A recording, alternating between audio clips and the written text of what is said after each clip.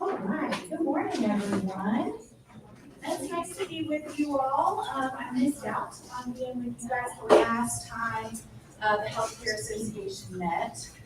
I'm getting audio. You're not hearing me in the ours. All right. Wanted to be sure that our virtual audience can hear us as well. We do have some folks online with us. And thank you to all of you who joined us in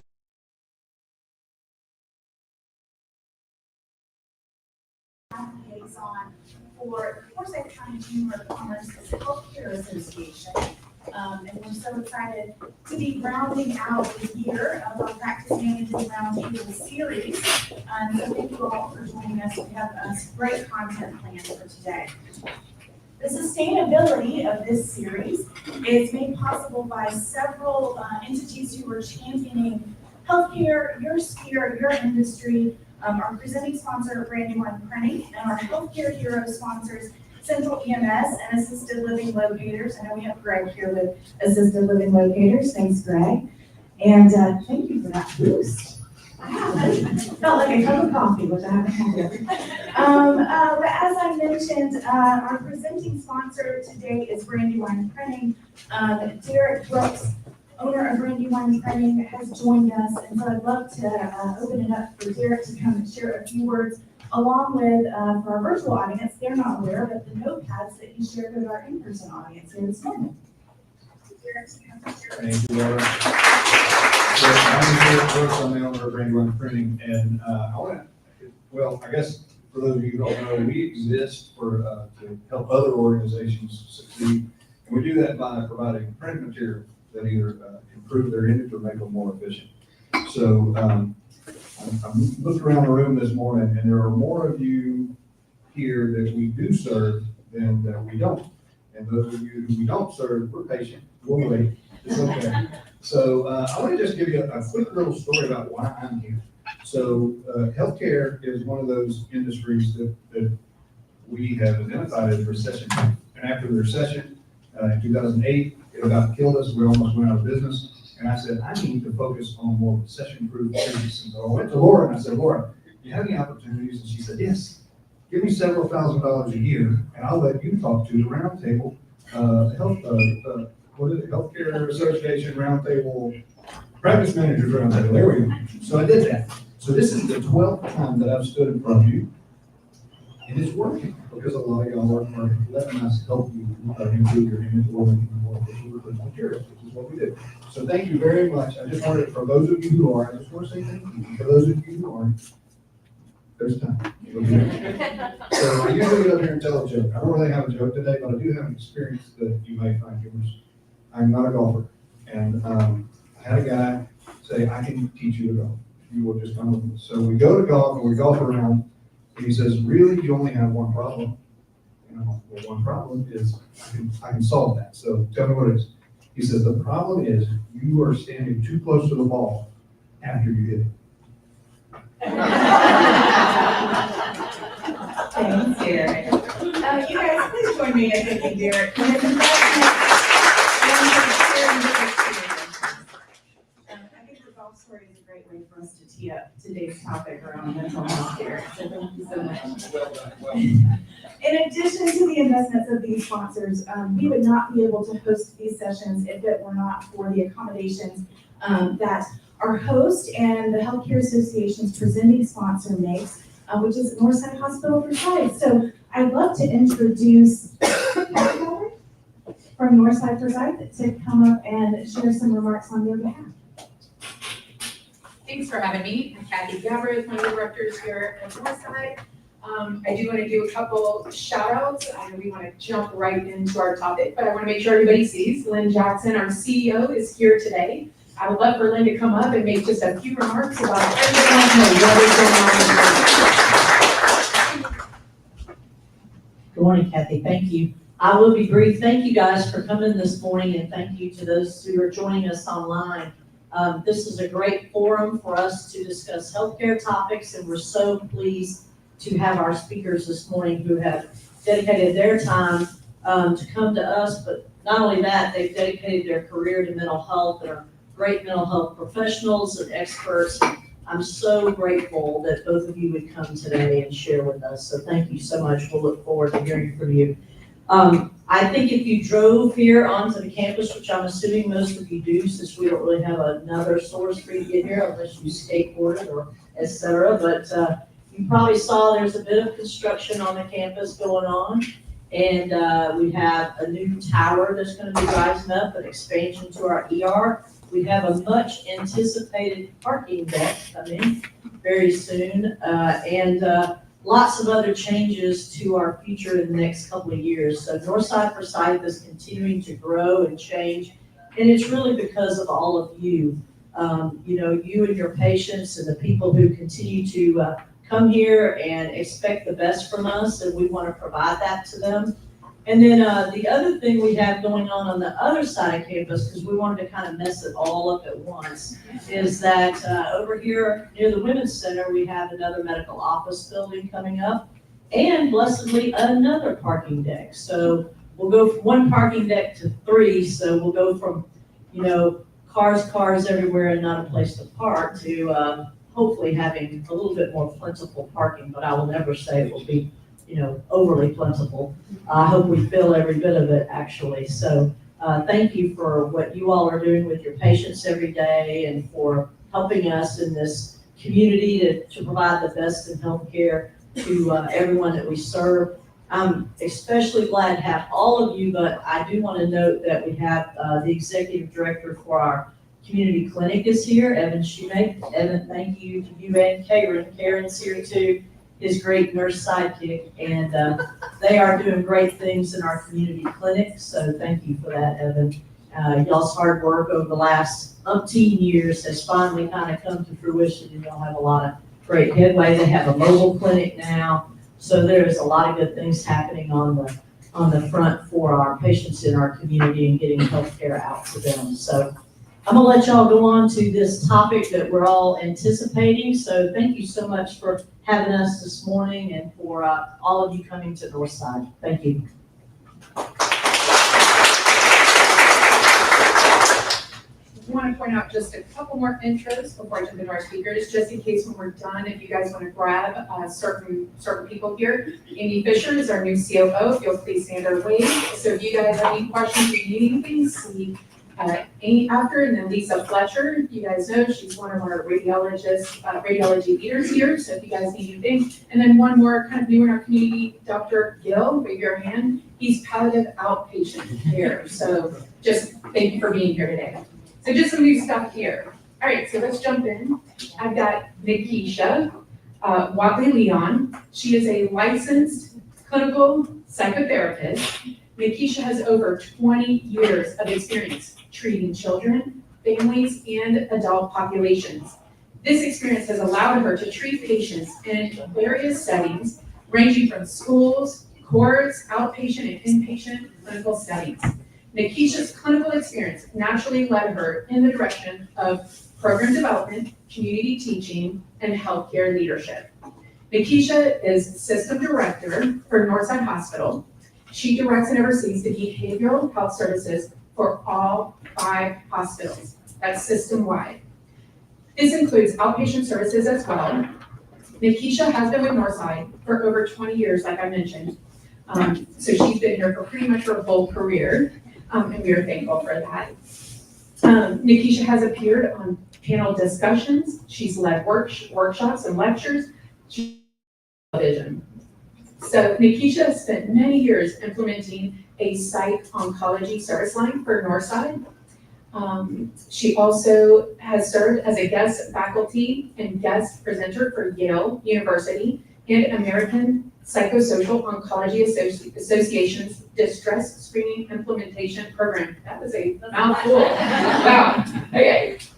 She has been instrumental in implementing distress screenings, psychological services, and 38 oncology sites throughout the state of Georgia by way of Northside Hospital Cancer Institute. Nikeisha has spent time educating and leading many initiatives in our community.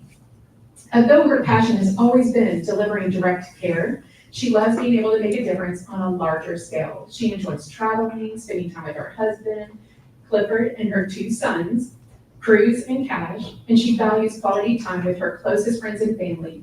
Nikeisha is known for her visionary work and often described as having an infectious compassion for the behavioral health field. So let's welcome Nikeisha to our stage.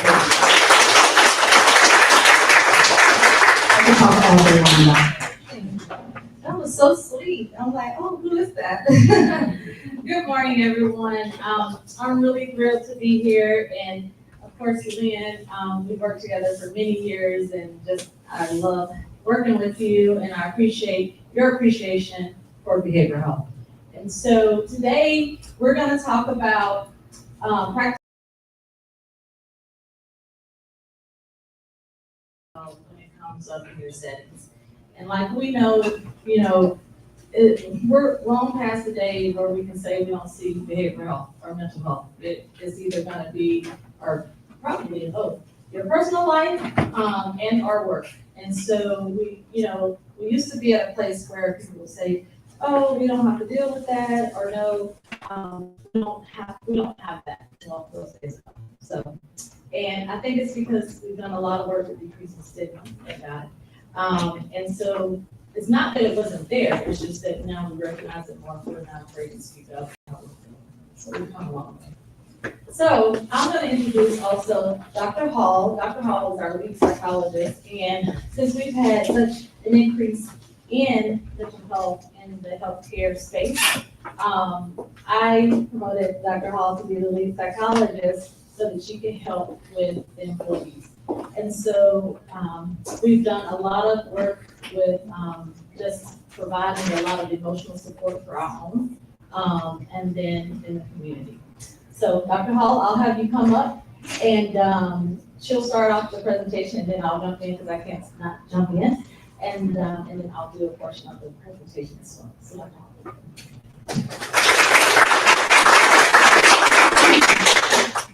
Well, thank you all again for taking time to come and speak with us. Hopefully we'll get a conversation about a topic that is very important to us and is increasingly important as it relates to workplace well-being in general and how we come to work.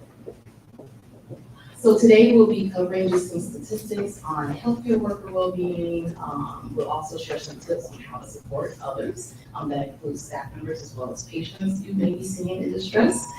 And then also we'll make sure you know about available resources and access to care. All right, so first we'll talk about discussing like what's happening in the workplace.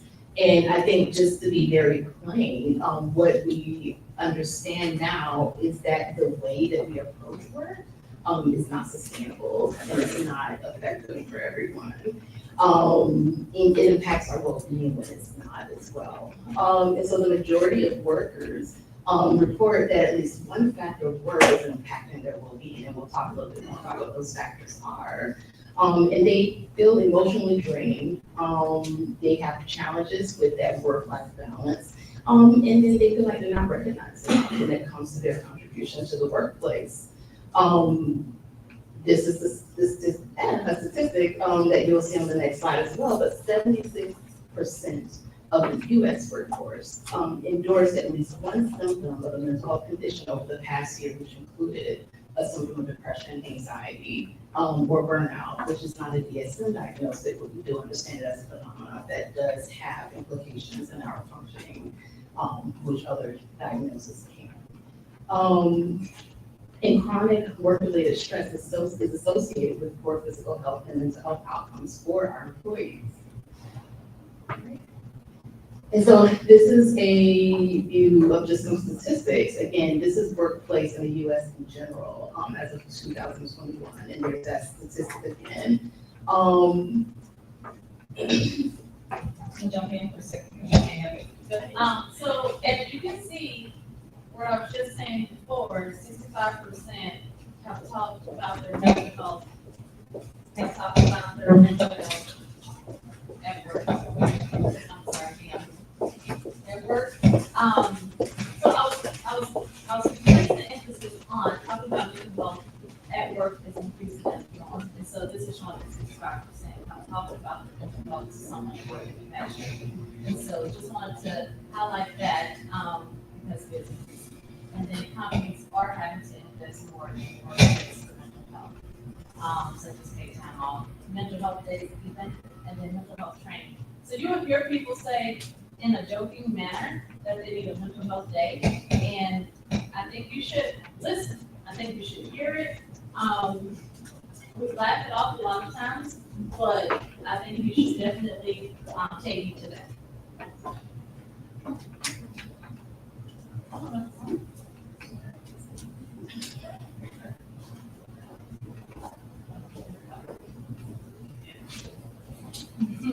And so, yeah, so we are starting to see that there are organizations that they're starting to recognize and they're starting to respond to the employees' well-being needs, particularly as it refers to emotional well-being. Because they also understand that at the end of the day, this also impacts retention efforts, right, and goals. And so here we have where 50% of full-time U.S. employees reported that they had left a previous role due to mental health concerns and the impact on their well-being.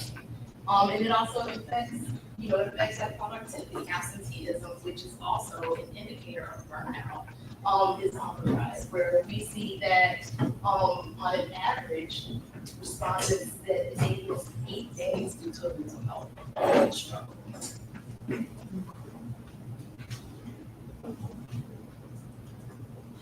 But specifically as it relates to healthcare professional well-being, it's not. And I think that's probably not surprising to a lot of you, right? And so before COVID, we see as far as like core mental health days in the past 30 days, it was like 3 to 4 days after COVID. And that's specific for healthcare workers, that number was 5 days in 2022. Burnout, we're seeing an increased reported burnout. Where in 2018 it was about 32%. Again, it's a concern. It was actually considered a crisis level at that time. Now we're at 46% on average for healthcare workers. And I'll tell you, during COVID, 93% of healthcare workers were reporting insurance, and understandable so, right? Like COVID was just one of those experiences that's like a once in a lifetime for most of us. Hopefully, right. But then we see the impact on total turnover and extinction, as well, but then also like an increase in harassment. Again, like this is something that would have been like not tolerated even before the pandemic. But after we see like there's an increase that's impacting healthcare professional well-being. Definitely an increase in agitation. We've seen more people feeling comfortable expressing their, I guess, distress and not afraid to say or express their anger. And so whereas before, I think that there were, we had a little bit more, I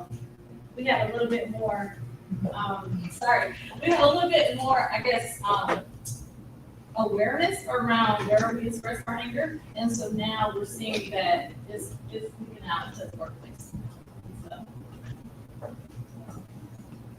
And that harassment at work, I'll tell you just from a recent presentation I put together for pharmacy, that harassment is coming not just from patients and constituents, right? It's also sometimes happening in the workplace. And so we're also going to be mindful when we think about workplace well-being, about the culture, right? That we have the environment that people are stepping into when it comes to.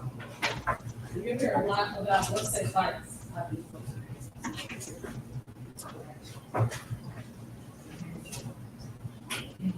And so issues persist. Yes, organizations are starting to hear and listen and respond to healthcare workers, but there's still issues that persist. And so a 2023 report from AMA said that 45% of physicians are reported at least once a month. It's good. Yeah, it's good. And physicians are still 84% more likely to experience burnout than any other field. Physicians in the room probably not surprised, by that statistic. And here in 2025, a study done out of Florida Atlantic University 65% of respondents report high levels of stress and burnout. And in the 2024 National Pharmacist Workforce Study, revealed that 77% of pharmacists and pharmacy personnel were describing their workload as high or excessively high. So also things have changed, right? As far as like expectations of healthcare workers. And I think we're starting to see that come about and be manifested in our well-being as well. Work stressors. So work stressors account for about 49% of a healthcare worker's stress. It's not all of it, right? There's also personal, and we'll talk about that, but there's also interaction that we discussed before between the personal and the professional, that there's a struggle there that creates stress. There's system level stress as far as like workload, time, scheduling issues, charting requirements, demands, and then also staffing challenges, right, with turnover. The nature of work as far as like acuity, we know that this is usually the time of year where we'll see more acute, more ill patients coming into the, especially inpatient settings, but also you'll see them probably presenting in outpatient as well. So that acuity change is going to affect is a stressor for them. The demands, conflict, deaths, watching suffering, right? Fear of making errors and evaluations. And I appreciate some of the feedback that they reported here because I think that helps us to continue to remember that we're human as healthcare professionals, and so we should not want anyone to ever be numb to death, right? Numb to suffering. But then how do we support them, right? As they're sitting with people in the most vulnerable times, their families in their most vulnerable times. But also their team dynamics, home deck, and toxic culture, like we talked about that previously. And then at an individual level, some people feeling dissatisfied with their jobs, not feeling that it's very fulfilling. There's uncertainty around work. They question their own competence and feel anxious. Or they're wanting to explore career changes. They have concerns around that. So.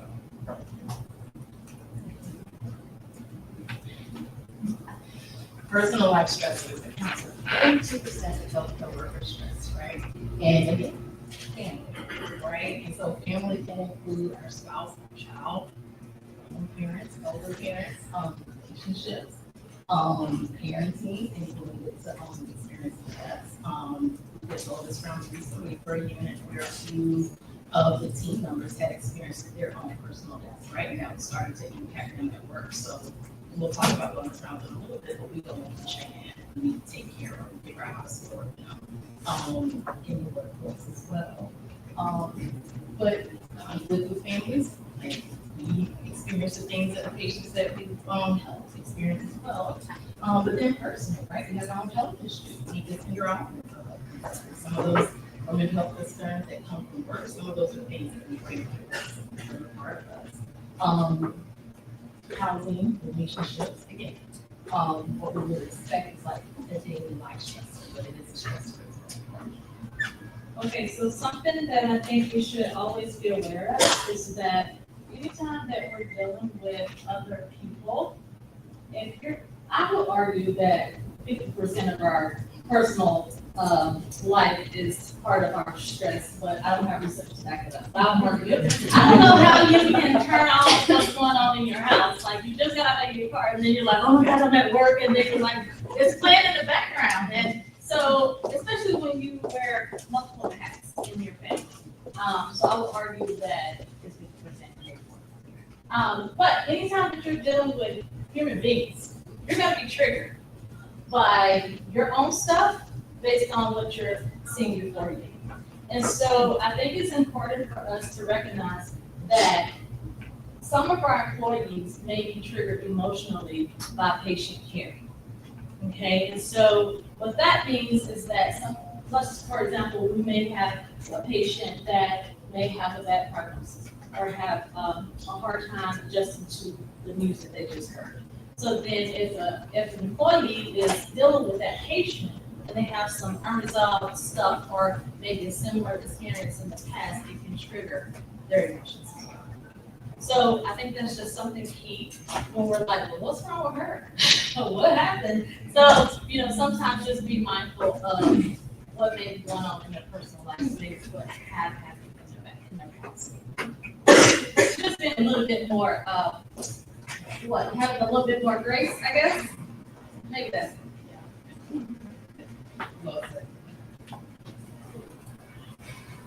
So burnout, have to talk about burnout. Burnout is a result of chronic stress that is what it's. It's not, unique to work anymore. We'll see burnout come out another way, but traditionally it's defined as a phenomenon of chronic work-related stress.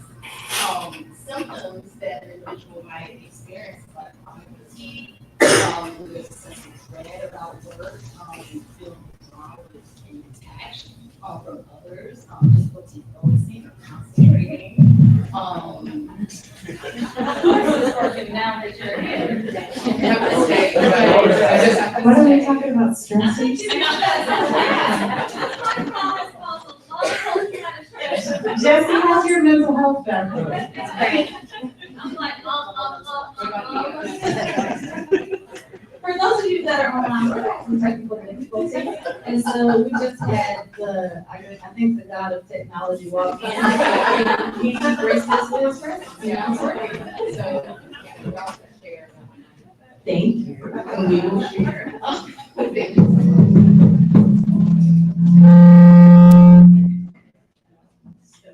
Yeah, a lot of stir. There's another one.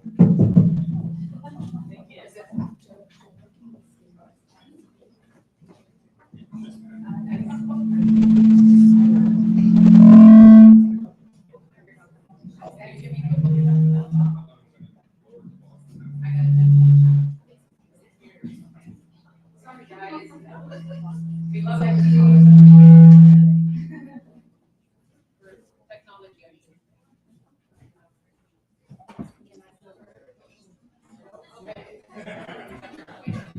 This is on, this is on.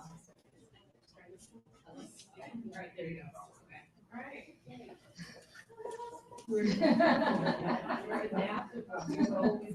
Okay. We have done our work, so we don't get angry as much, or as quick. I say as quick, okay?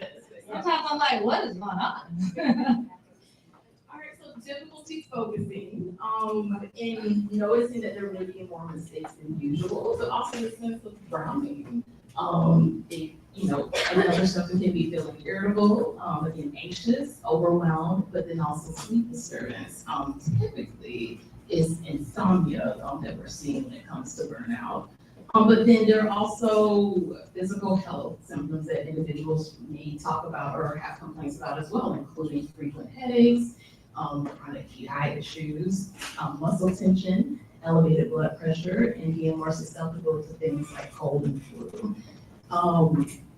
What you may see as an observer, so the signs would be, again, like absenteeism, cynicism, and again, this is where we're seeing a change in someone's personality, because again, not everyone comes in all flowers and daisies. But if you're seeing a change in someone's personality, we're seeing more cynical, more easily frustrated, someone who seems a bit more isolated, especially in a team setting.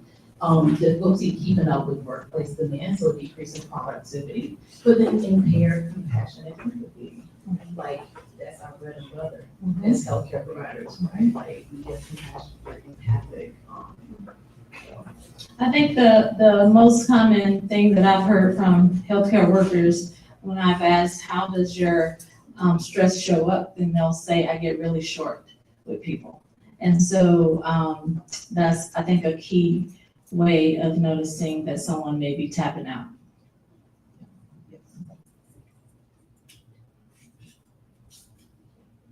Why do we care about health professional well-being? Well, because there's a cumulative impact that comes into play, right? When staff is not supported, again, like the providers, the professionals, physical and emotional wellness suffers. Talked about before, there's retention and recruitment challenges. We see a decline and we worry about a decline in quality of patient care and safety. But also the health system values, initiatives, and growth are undermined when the healthcare professional is suffering. But also the communities that like trust in healthcare systems are sicker there's a wider gap in disparities leading to additional strain on the system, right? So this is that we find ourselves in. And this just lays it out. And I don't know about you guys, but what we've seen on the recruitment side is that many people are coming into interviews and they're asking, how do you support mental health or emotional health? And so if you're not getting that question, then I would take into account how you do want to be able to integrate it into your culture. All right, now we get to that part. Tips on how to support. Okay, so again, burnout is a system level issue and requires system wide solutions. That was a statement that I actually pulled from the National Academies of Medicine. Some of the tips that they have is to identify and revise processes, technology, policies to try to help reduce burnout or burdens, improving communication with staff, about changes, feedback, things going on in the pipeline, efforts, for retention and staffing, that helps people sort of, if they're aware that like something's happening, they're trying to do something, there's a potential relief inside of them. Align organizational goals and resources, commit to the culture of teamwork, collaboration, and adaptability, in support of continuous learning, monitor worker well-being. And that can be as basic as like doing an annual survey, to just sort of see like how is your well-being, how are you doing, how you function. There are a lot of different instruments out there. Some are very short. We use one, for some of it we use different ones, for our members. Ease access to support programs. Co-create sustainable solutions with clinicians and non-clinicians, to increase the likelihood of meaningful and sustainable progress, and share successes within the organization. I think a lot of what we can experience in healthcare is just, we see all the problems, we see everything that's going wrong. But I think it's important also that we see the positive impact as well, and to share that as often as we can. Yeah, I hear a lot of people say that, and so figuring out a way to celebrate the wins or to highlight the wins, of course. And then if you guys need support around finding or deciding on different surveys to use for your staff, then of course you can always reach out to us and we can assist with that. There was something else that you said. It'll come back to me, maybe. But long story short, I think that when you look at it from a system standpoint, it's similar to having a family system.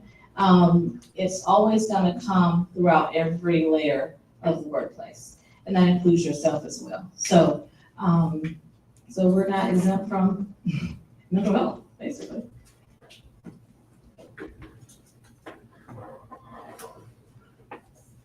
And when you have a staff member, healthcare worker who is struggling, how do you respond to them?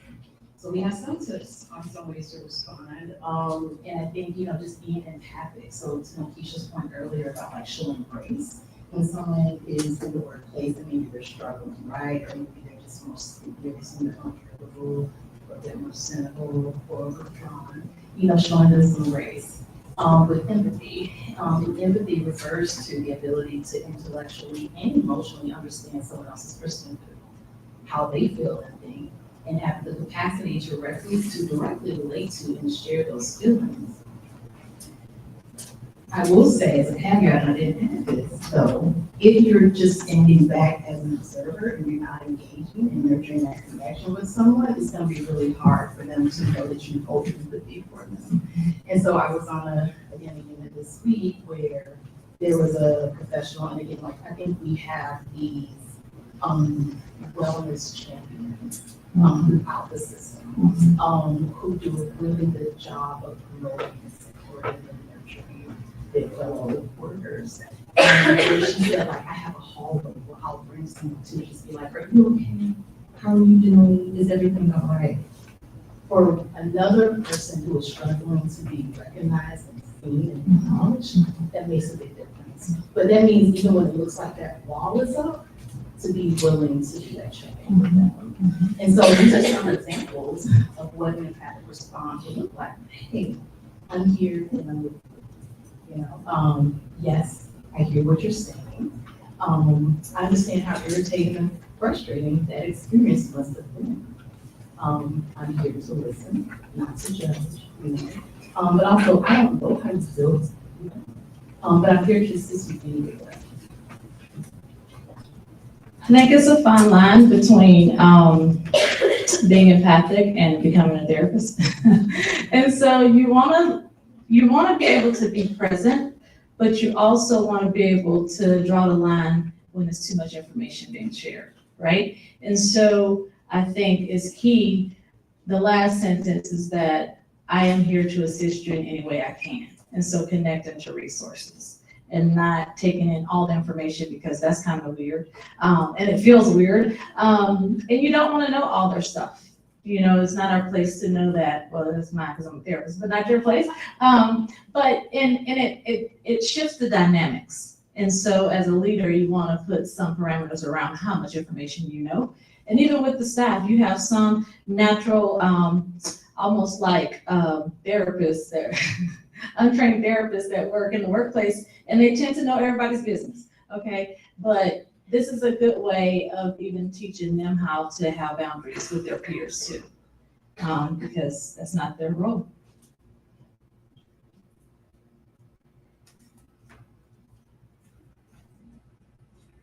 Now, what about when it's a patient who is maybe having mental health concerns? So these are some tips for how to listen, but maybe also how to escalate. If we're seeing a little bit more of like the agitation, frustration that's being expressed towards a healthcare professional. And the first one is just being polite. Because the thing to remember about de-escalation is that we don't want to pour gas on the fire, right? We want to try to extinguish. And so being polite, being respectful, using please, thank you, using like Mr., Miss, or whatever they refer to be referred to, and you say just call me Bob, like okay. And I think this is really important because sometimes we can escalate situations without realizing it. And so you want to be mindful and respectful, but once again, try to set limits on your responses. And sometimes it's present by just nodding and getting eye contact with the patient or the staff or your peer and getting on their level. And then in your mind, you're thinking, okay, what can I do next? How can I get them assisted? Not so much of talking. Sometimes speaking, and when we think we're helping, we're hurting. And so be mindful of that. A lot of times if it's a patient, but it's on the phone or in person, you know, it's that they're talking about you. That's right. That's right. So we have to remain our professionalism and as rude as they are, but you said remaining your calmness and being polite and yourself. So I That's think right. our best training in these categories is imperative. Yep. Whether you're employed or private, it's very helpful. Absolutely. And, you know, it's always remind people, remember, you're not the patient. Don't turn into the patient. And so knowing your role, knowing your place, and sometimes it's just saying, okay, okay.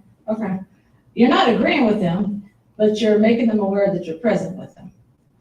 And so with the front, if you have front desk staff, sometimes they are the therapists or on the phone too long. But I think that it is important for them to set limits because they tend to form relationships with patients because they're the front door. And patients tend to open up and they feel that it's a sense of comfort and place for them to be free. But once again, it's not, it's inappropriate and it's risky. It's risky. Okay. And then also listening, you know, to just what is the concern at the end of the day. And again, like the validating the concern, not so much in I agree with you, but I hear you. understand what you're saying, understand your concern, and why you might be upset. And then also validate the feeling. I'm mad because I canceled my appointment, but I wanted to keep that appointment. Okay, I can see how that could be confusing and really frustrating for you. That appointment is no longer available. How can we help you? You know, so like keeping also stay calm. Because if you let someone who is in a state of dysregulation keep going, they'll take you with the ride, right? And so you want to stay focused on what your goal is. If the goal is like, is it a scheduling issue, stay with the scheduling issue. If it's another message you need to your provider, it does that you need to the provider. And be aware of how the patient is looking. And I think that's key for training for the front staff. Because you can see a patient escalating by their appearance. And you want to be able to just stabilize for a second, pump the brakes, and get assistance. Also think it's key when you're recruiting people, we always think, oh, they'll be really good because they're able to connect. But you want to keep in mind, are they going to be the ones that go beyond the boundary? And so I think it's important for someone to be really compassionate, but also think you have to have healthy boundaries when working with patients in this day and time. And another tip is if they're there in person, we move them to moving them to a location where they're not around other people who might chime in. Again, they might be pouring gasoline on the flame, or it could unfortunately be an additional victim if someone starts to become physically agitated as well. And again, send the colleague for help if you're not in it by yourself, and if you need to utilize security, patient relations, or So what has helped us is in our outpatient behavioral health clinic, we use a lot of instant messenger when we feel like something is happening. And so the patient may be before us, and while they're before us, we're typing. So I think it's important to figure out things that you may have in your setting that may be similar to that. Different tasks of ways to communicate as a team without picking up the phone and calling. Obviously, patients are people are way more desperate to get their needs met today. And so you have the patients that are addicted to pills and so forth, and the level of desperation for an appointment sometimes is beyond what we can imagine. And so another thing to think about, it takes some patients everything to get to their appointment. And then sometimes they're late. And so just being aware of all the things that go into play when they come to your office. It's so much of what we said before when I said you can't turn off your home life when you come to work, then those patients still have a lot going on in their personal life as well. And so when they come in our clinic or in our offices, it's important to be aware of that and to know how to respond to the different scenarios.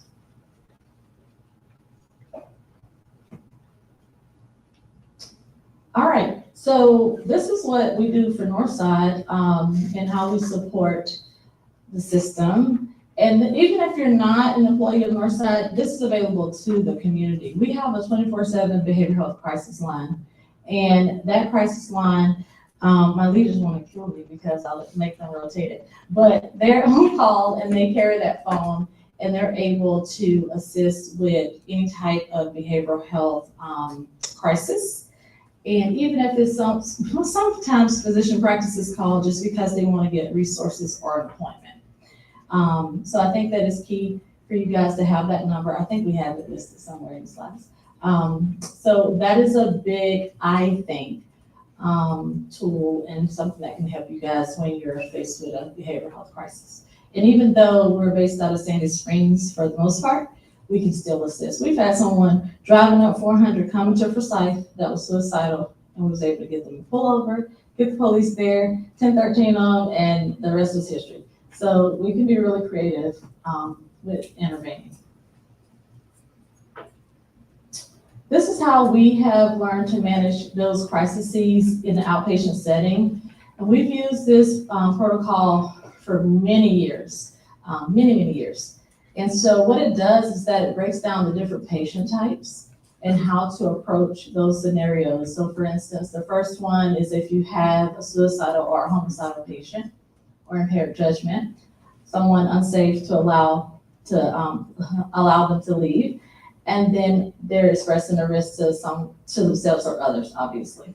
Then the action plan that we've created, and if you're not affiliated with Northside, then just think of it of how it may relate to your own system.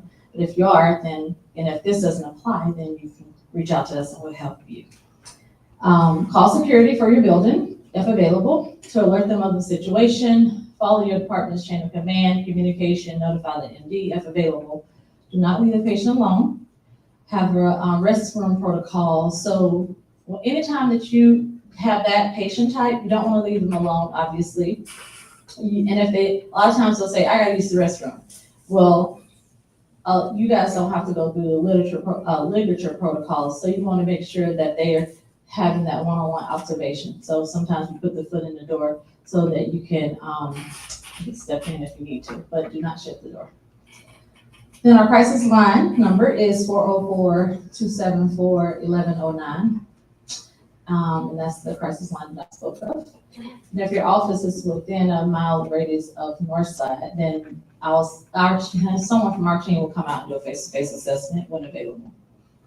And if you're outside of that, then 911 will transport your patient to our ED, and we'll take it from there. And so what happens in our emergency room is that we have licensed therapists, psychiatry, and psychiatric mid-levels that can assess the patient and get them where they need to be. And then, of course, you want to always document what happened, the facts of the event in the medical record. And then submit an incident report if you're part of Northside. And then patient type 2 is in addition to all of these things of what patient type 1, if they're agitated, aggressive, or elopement risk. Then you want to act more aggressive and call 911. Call security if you have it, follow your chain of command, and do all the things I just mentioned. So I think that the key is having some education around how to recognize agitation and aggression and elopement risk, and being able to hear and pick up on certain things that patients are saying. Because sometimes they're not going to come out and say, sometimes they will, but sometimes they're not going to say, I want to kill myself. And sometimes it's the family member saying, I'm really worried. And we call the family members collateral contacts because sometimes they have more of the story than we do, and a lot of times actually. And if they're fearful, then we need to respond to that. And then being able to hear where a patient is saying, a lot of times they'll say, I don't know if I can go on, or they may say things like they don't have hope for the future, or they don't have anyone that care for them, those types of things. Or they may be the head of the household and they don't want to be a burden. So different things like that. And then we've also had situations where patients in the waiting room have heard other patients speaking and saying things of that sort. And so then they come up and report it. So I think it's also important to have, I was talking about integrating this into your culture. It's important to have some type of signage in your waiting room that kind of integrates and promotes emotional health. Oh, the phone. I can't see it back. When a patient's reaching out by phone, like I mentioned earlier, you're going to keep the patient on the phone, obviously. You're going to notify the supervisor or another staff member to locate the patient's address, have someone else call 911 while the other staff is on the phone, and provide the patient's address so the police can go and help the patient. Stay on the phone with the patient until 911 arrives, and then document the facts in the medical record, and then do an incident report, of course. So the key there is stand on the phone. And so sometimes you have to do some training with the staff on how to keep the patient on the phone, and that's important. And if the employee thinks that the staff or the patient is about to hang up, it's important if you have caller ID for them to be savvy enough to go ahead and jot the number down. All right, so for Northside employees, we have employee resources. Of course, everyone has EAP for the most part. And so this is what it offers. a limited amount of counseling sessions, and they're available 24/7 as well. And it's in person and virtual. That's the cool part about our field right now, is that you can do virtual sessions as well, so it's more accessible. It's not my choice, but it's available and it works for me. And then this is what we offer for behavioral health services as a system for Northside. We have outpatient services where we do all the talk therapy, med management, group therapy, programs for IOP, for addiction. And that's a pretty long program, but it's a step between residential care and just regular outpatient. And then sometimes we actually factor or complement someone that's in sober living housing and they need treatment as well. And then we have a PSR program, and that is the day treatment program for your more chronically ill patients. Those are gonna be folks that may have been at Georgia Tech and had a psychotic break, and now they're no longer functioning and they need structure in their day. And so we keep them, and they do a lot of community integration and learn how to function with their new diagnoses. And then our number is 404-851-8960. We're available for a lot. If you have patients that's coming into your office and you're like, I see them on the schedule, I'm a little concerned and I don't know what to do, feel free to have your staff or you call that number and ask to speak to a supervisor so someone can help talk them through that process. And you can use that whether you're affiliated with Northside or not. We're here for the community, and so we don't mind helping to assist. You can do that with employees. Many people do that with employees. They'll call and they'll say, I'm really concerned about my employee, what should I do? And we help with that as well. And you can do it with your spouse and your family members as well. We get all of the things, just thinking through the scenarios. And, I think what we've seen an increase in is physicians calling because of performance pressure or medical errors and just feeling really bad about that. Or we've seen medical providers calling about their spouses and baby struggling. A lot of postpartum type of calls. We have a perinatal psych program where we see a lot of mothers and do mother-baby treatment. What else do we see? Aggressive employees, of course. And people just tapping out and just calling for themselves. And that's fine too. They just call and say, I need help. And we try to assist. So it's available. And the cool thing about our behavioral health program, we do offer virtual. We don't have to have, or the patient does not have to have insurance. So we have our own financial assistance program through Northside. So if someone doesn't have insurance for behavioral health, or if the copay is too expensive, then they can come for free, basically. And so they can get all the services that they deserve at a high quality. So that's pretty cool. It's kind of like the best kept secret, but it's available. And so all those services that I mentioned, talk therapy, group therapy, see a psychiatrist for med management, or be evaluated. Not everybody's on meds. And they have nursing assessments, all of the things. And what's really cool is once they get on financial assistance, then if they need primary care help, then we can assist with that. So. You have individuals who work with who have medical complexities as well. And I'll say that our psychiatry team does a really good job of really advocating for their needs with other professionals and collaborating with other professionals as well. So really good team. Yeah. Just thinking, we get a lot of referrals of where primary care, has them treat the mental health, and then they feel like they need more support than they can give, and they send them to us, and so we help in that way as well. And our therapists are awesome because they're awesome. They're a really good team. Yeah. So this is a program that I brought from Johns Hopkins. It's a resilience program for our staff. And what it does support for what I was mentioning at the beginning of the presentation. It gives support and psychological support to our employees when they've been triggered by some type of patient care issue. So STAR stands for Striving to Achieve Resilience, and that's what we do. The employee or staff member, our leader can call and say we want an appointment with STAR. They call the number, the operator will take the information down, and then we'll dispatch a peer responder. And the peer responder is an employee that has been trained to be a peer responder, so they know how to do psychological first aid. These sessions are free. It's like a one-time session. And then during that session, at the end, if they need more support, then we provide that additional support to get resources. Sometimes it can be iffy, like we've had a physician practice that called, I think over the weekend, and the front desk employee was shaken up by someone that walked in with a weapon. And so we saw that person more than once because we felt that was needed. So we can tweak that too. So that number is 404-780-STAR. I fought Northside for STAR for that number and we got it. So that's pretty easy, but that's Monday through Friday, 8 to 5. If something happens like that on the weekends, you call the crisis line that I gave you guys before. And then Dr. Hall has brought this phenomenal program to the organization, and it's called Wellness Rounds.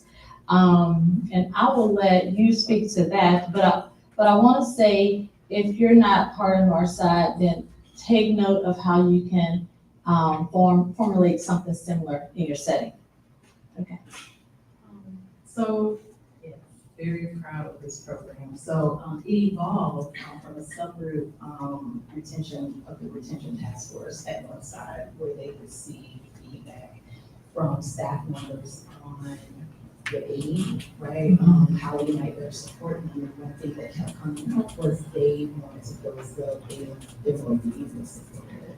And so, working with Nikeisha, working with Margaret and Nicole, did some research on what other institutions, what other organizations were doing for their country. And a lot of it was things that came about in COVID. I think COVID was a very difficult time for all of us as a community. But there were some important things that came of it as well. One of those was the highlight and the recognition that clinicians needed some attention for their well-being.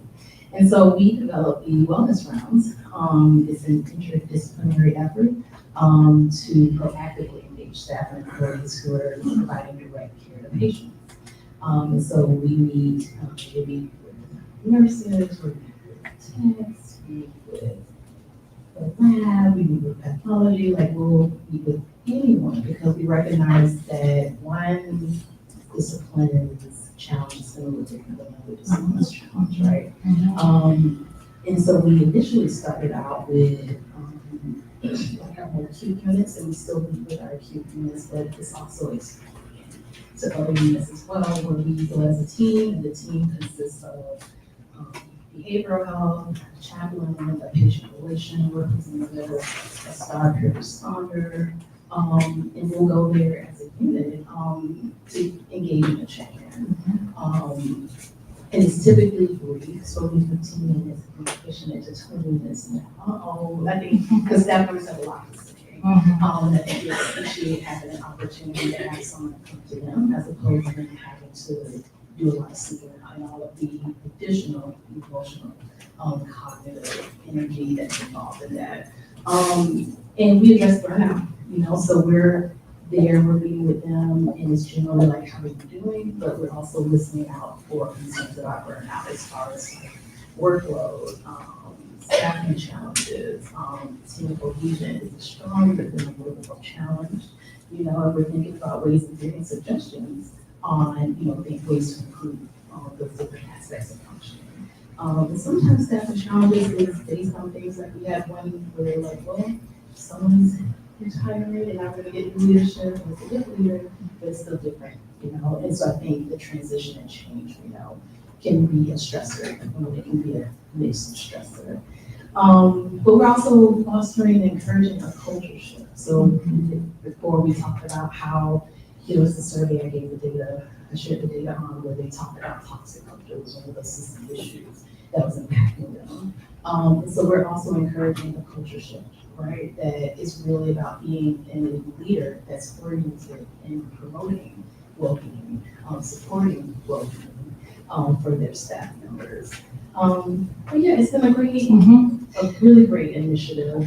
We do assessments, we have a lot of, you have to sort of show as well and support, just what's that.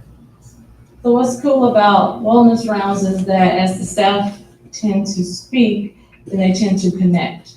So then, for example, Dr. Hall may ask, what are you guys doing? How are you helping yourself? How are you staying well? And then the other staff member may say, yeah, I saw you, you don't even take your breaks anymore, or you don't take your walk at lunch or whatever. And so then the other employee or someone else may say, what I'm doing is I'm taking a walk at lunch. So they end up connecting, not meaning to, but they end up doing that. So it's a way to have that cohesion, and to reinforce people being seen and heard. So this is done by consult. So if you're part of Northside, you can complete a consult through the manager's corner, or you can email wellness.rounds@Northside and get in that way, or you can call our behavioral health line and ask for wellness rounds. And if you're not part of Northside and you want us to come and speak to your staff about these topics, then you can always call the 851-8960 number and ask for Dr. Hall. And she will help, we'll work, or you can ask for me, Nikeisha, and we'll work to get you guys someone out to do an in-service or something. We can do it for others. We can, if you're not employed, we'll do it for you too. I understand. We're here for the community. It's really good because again, like we're here to talk about emotional wellness, but wellness is multidimensional. And we didn't get into that with this just for the sake of time. But wellness is multidimensional. So we have a chaplain there for individuals where their spiritual health is really what they move into when it comes to coping and managing. But we also talk about physical health resources, social resources available, and also financial resources. I think that's something that in healthcare we tend not to talk a lot about, but like people are stressed out because things just changed a lot. I think a lot of our calls are related to people that are living check to check and just, don't have it. And they're trying to make it, and it's stressing them out, of course. So be mindful of that. But yes, we do this for for companies that are not part, or practices that's not part of Northside. We get a lot of requests from companies and we go out and speak to them. So, yeah. Here are some local and national resources. There's always the Georgia Crisis Access Line. We call it GCAL, and they're available 24/7. They actually will come on site. They won't come on site if they feel like if the patient has a weapon, I think it is, or something, but they'll get 911 involved. It's really interesting, the dynamics. But GCAL is 800-715-4225, and that is for Georgia. Each state has their own crisis and access line, and that's ours. Or you can just dial 988, and the two work closely together. So 988 is the National Suicide Crisis Line that was implemented a few years back that we're really proud of. And then, of course, there are apps and websites that are really popular these days, and they're the ones that are on the screen. I think we hear about MeQ and Calm a lot, and Headspace. I don't endorse them because I have never used them, but I think Dr. Hall is more aware of the apps. And then there are mental health websites, of course. Berkeley Greater Good in Action and UCLA Mindful Awareness Research Center, and then of course mindful.com. This is not even like in percent of like what's out there. Like there's so many apps out there. I will say I've mentioned the things that either I have used or I've recommended to patients that I work with. Those ones use them, or websites that I've been to. But there's a lot of resources out there when it comes to supporting women's emotional. These are our references. We didn't make all of this up. we do. We are legit a little bit. So, you know, I think the main thing to drive home is that if you guys need support for yourself, for your staff, or for your patients, that we're available. I hope you took down some of the tips. If you didn't and you need the slides, then email us and we'll get them to you. Now, do you guys have any questions for us? Sure. During the wellness rounds, you get with that department's leadership team to discuss like individualized things that they think that they can implement other than just like the generic resources? Mm-hmm. So what you can, I'll let you go ahead and speak to it. So it depends on what comes up with the wellness rounds. But certainly, yes, like if, there's feedback that we have for the leaders, we share that with them. As far as like, you know, these are some of the things that kept coming up as patterns or as concerns, repeatedly, we will share that with leadership, and then also working with them to think about like how they want to address that, right? Whether it be like improving communication or be bringing another type of training in for their staff members, if it's a specific concern about a workplace issue. We have also had leaders to reach out and request them because of certain things that are going on. And then at that point, we can meet with the leader prior, get the skinny on things, and then we don't have leaders present for wellness rounds, which has really worked in our favor. So it gets a little awkward when they are, but we could definitely work in conjunction with leadership to support where you're going. Mm-hmm. And it helps them to also know that like they don't have to hold that on their own when their staff members are struggling, because they have their own relationship and connection with their staff members. And so they have the team come in, they give us again, they let us know, so hey, this is what's going on, this is what we'd like you to focus on. It's like, okay, great, that's within the scope of the wellness rounds, and a lot of things are within the scope of them. And then we get feedback from them. And then if something comes up, you know what's interesting with STAR, we get a lot of employee relation deals. And so we're able to really just kind of, I guess, boundary that and get them the support that they need and redirect, because we're not that. And if it comes up in a group, then we don't tolerate that. We're able to keep that down, and it doesn't turn into group therapy either. So they have a little cart with swag and things and self-care type of items that people really love. It's very popular. Forgot about that, yes. Lots of wellness-oriented swag items that are very popular, more popular than a team, and that's okay. But we, again, like just wanted to like really feel cared for. And so those things will include snack items. We have like really nice face masks, stress balls, the aromatherapy spray, all of that. T-shirts, which are very popular across Northside. Everyone wants a t-shirt. Any resources that you guys have, this is my brain, I'm thinking almost like teach the teacher, whether, I mean, you know, brain, we have more structure with the Right. more side, and, you know, the resources and the structure that you kind of play out. Mhm. We do have a lot of non-employee practices that are virtual or, you know, with your day. Are there any resources that you can share in the sense of, I don't even know if it can be taught, but almost like teaching people how to be more empathetic, or, you know, or even everything from the structure, how maybe they can make that part of their new employee orientation. Sure.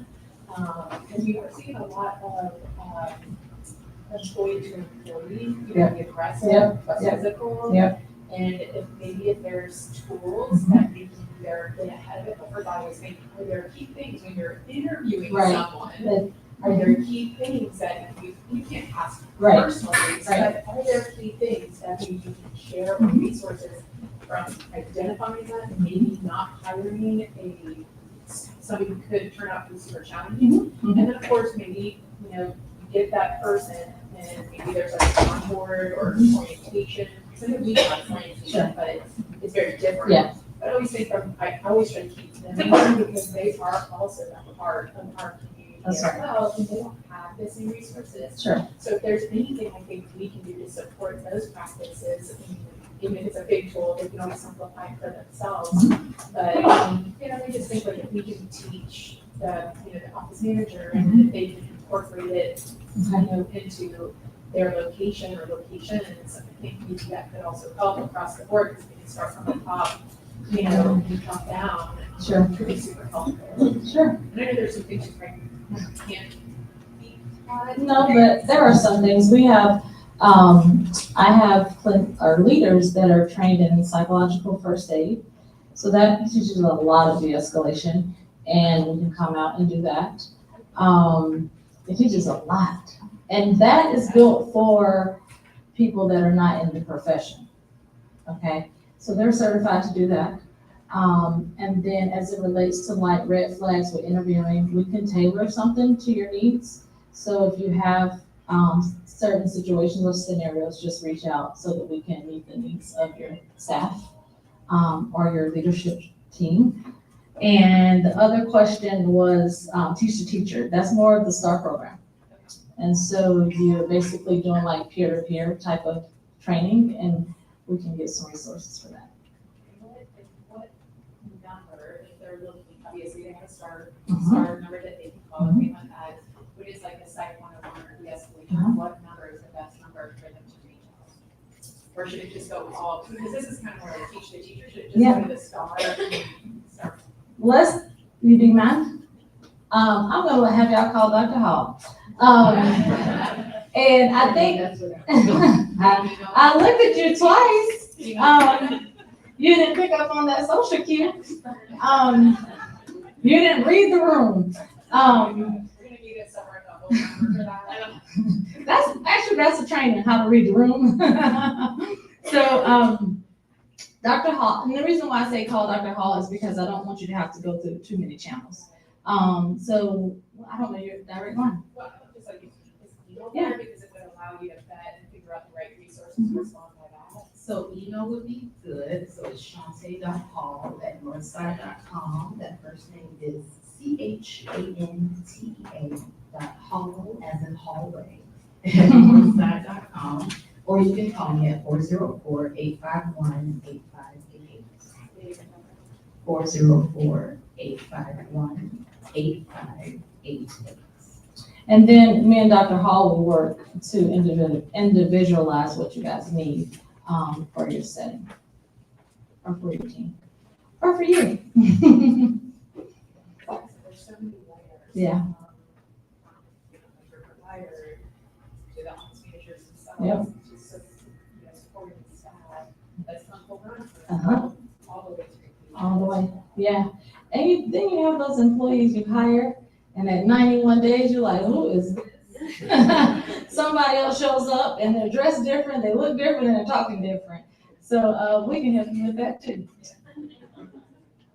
You're like, wait a minute now, and people are looking at you like, why did you hire this person? You're like, that is not who showed up. People show up differently, and that depends on the season even. Do we have any questions online? For people online, or is this just, yeah, okay. Any more questions?